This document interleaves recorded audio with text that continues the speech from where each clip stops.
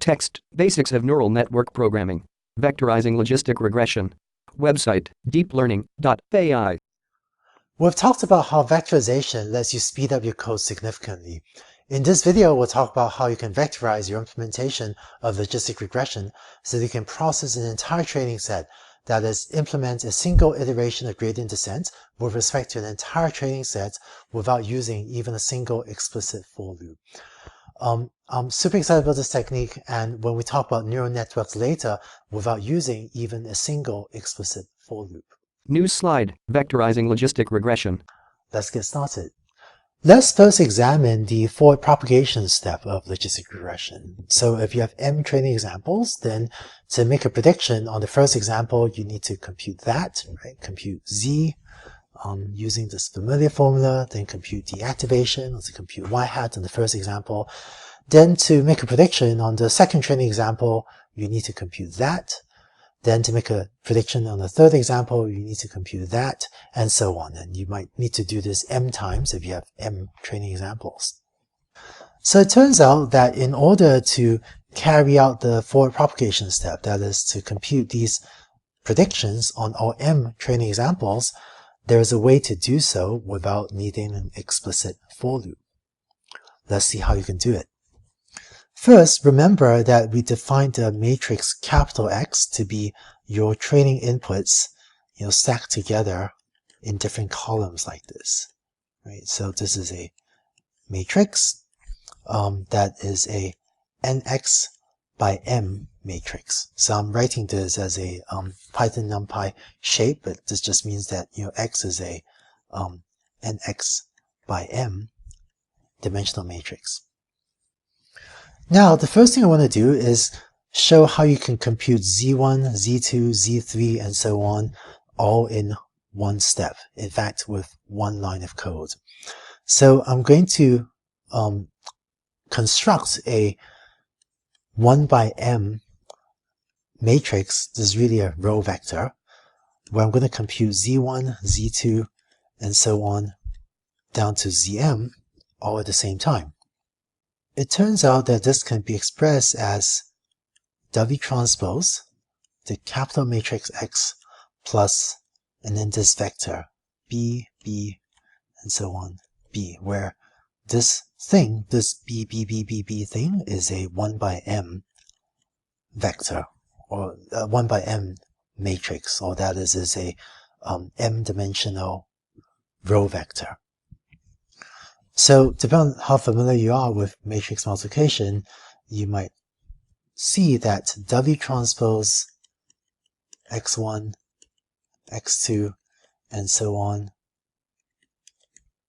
through xm, that W transpose is going to be a row vector, right? So this W transpose will be a row vector like that.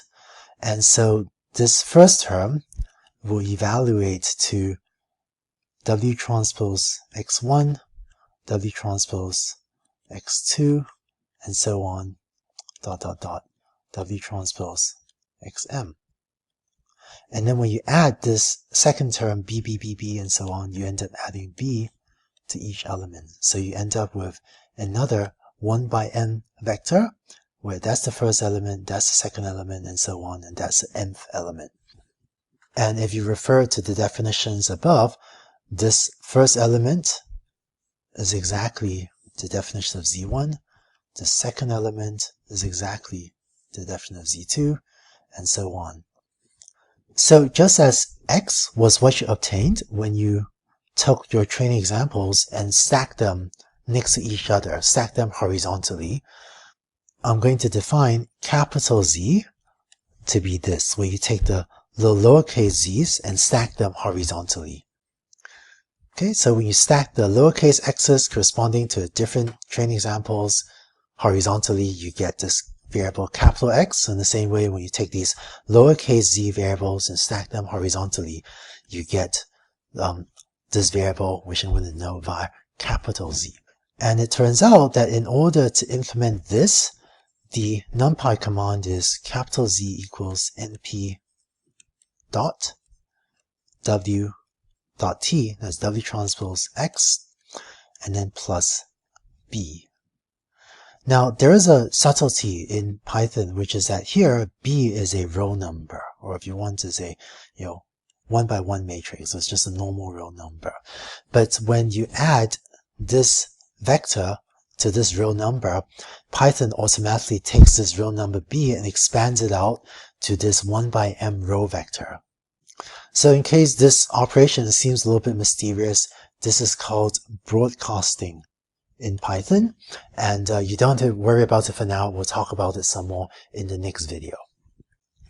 But the takeaway is that with just one line of code, with this line of code, you can calculate capital Z, and capital Z is going to be a 1/m matrix that contains all of the lowercase z's, lowercase z1 through lowercase zm.